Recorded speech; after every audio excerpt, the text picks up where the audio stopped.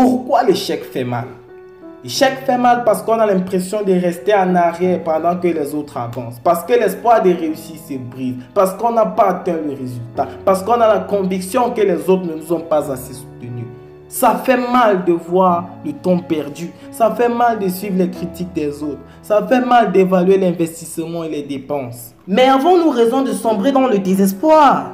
Non, parce que ce n'est pas la fin du monde. Parce que nous ne sommes ni les premiers ni les derniers à avoir échoué. Après 1000 échecs que Thomas Edison voyait comme un progrès vers l'histoire, il inventa la première ampoule électrique utilisée dans le monde. Steve Jobs, contrairement à ses amis qui firent de brillantes études universitaires, se consacra à ses recherches et créa Apple, qui a employé ses camarades pour la suite.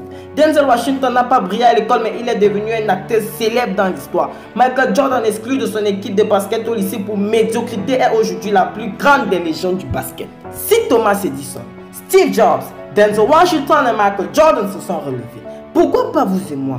Au fond, l'échec n'est-il que négatif? Nous disons non, l'échec présente certains avantages. Un proverbe dit que ce qui ne nous tue pas nous rend plus forts. L'échec nous rend plus forts. L'échec nous fait grandir en expérience. L'échec nous permet de mieux comprendre les autres. L'échec nous rend meilleurs parce qu'il nous rend humbles, raisonnables, patients, prudents et persévérants devant le travail. L'échec nous permet d'explorer de nouveaux horizons. L'échec nous permet de reculer pour mieux sauter. Pourquoi donc avoir honte de nos échecs? Pourquoi passer le temps à nous lamenter sur notre sort? Pourquoi pleurer au point de ne plus se relever? Pourquoi faire de notre détresse une zone de confort qui nous empêche de rebondir, qui nous empêche de recommencer et qui nous empêche de briller? Nous n'avons pas à avoir honte de nos échecs parce que les leçons qu'on en tire sont bénéfiques pour un avenir meilleur. Le regard des autres et les critiques ne doivent pas nous empêcher de nous concentrer sur de nouveaux objectifs, car comme on dit, le salut est individuel et non collectif. L'échec d'aujourd'hui ne signifie pas que ma vie n'a plus de sens.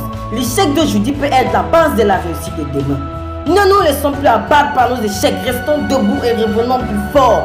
L'échec n'est qu'une bataille perdue et non la guerre. Poursuivons nos objectifs et nos rêves. Utilisons nos échecs comme des opportunités à exploiter pour devenir meilleurs. Nous avons assez d'énergie pour ne pas nous laisser paralyser par la peur après un échec.